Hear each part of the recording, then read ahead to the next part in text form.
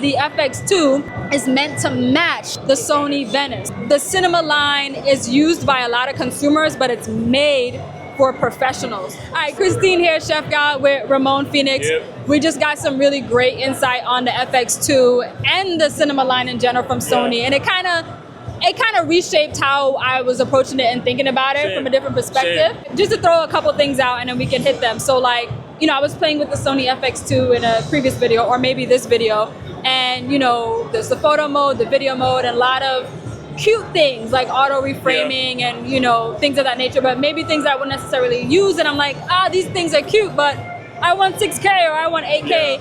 And just after learning a little bit more about their intention behind it and the Cinema Line in general, you know, the Cinema Line is used by a lot of consumers, but it's made for professionals. So in terms of what you're gonna see in the movie theaters, you're not gonna see 8K or 6K cropped to 4K. You're gonna see the 4K or the 1080 composed image to get the best quality. So yes, a lot of different cameras have a lot of different features, which is great, but if you're focusing strictly on the best image quality for what you're gonna deliver in the theater, Sony is coming in to say, hey, this Cinema Line is gonna do the job for you. And that's what their FX3 does, that's what the FX2 does, and the FX30. And they specifically said the FX2 is meant to match the Sony Venice. Yeah. So the Super 35 sensor.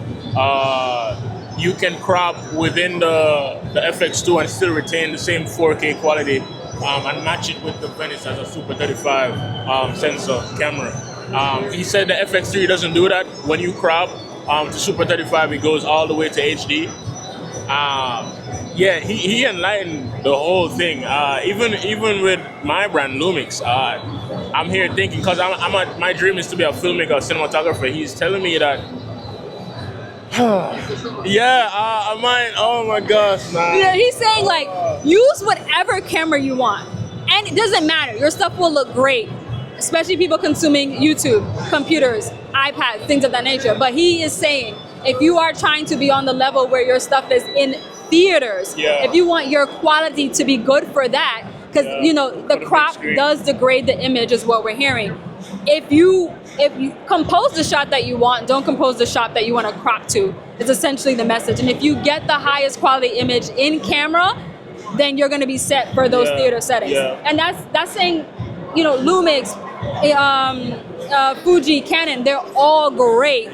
But having 8K or 6K doesn't necessarily make it better in terms of it's that great for social media, output. But it's not the best for like if you want to be a serious filmmaker, to have it on the big screen, pixel by pixel.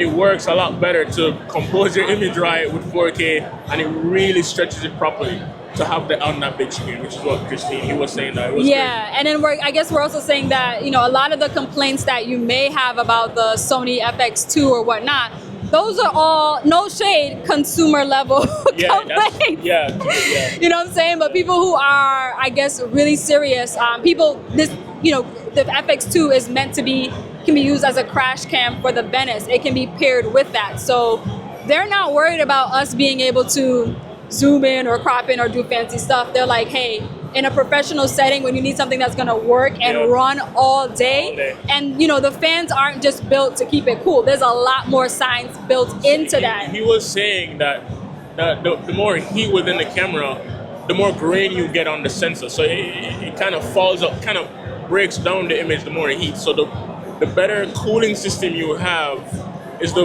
better quality image you get, essentially, for a longer period of time. Yeah, so all these, you know, mirrorless cameras that we have, they are great, but can you have them on set running all day? Can you pair it with the Aries? Can you pair it with the Venices, the Veranos? And that's the level that Sony is operating at. And, you know, there are a lot of cooks in the kitchen. Everybody got something to say about a camera because everybody can afford a camera, but it doesn't mean that the features that you feel are lacking or that aren't there are necessarily a bad thing, because at least from what I'm hearing, it's not for you. No shade, it's not for you.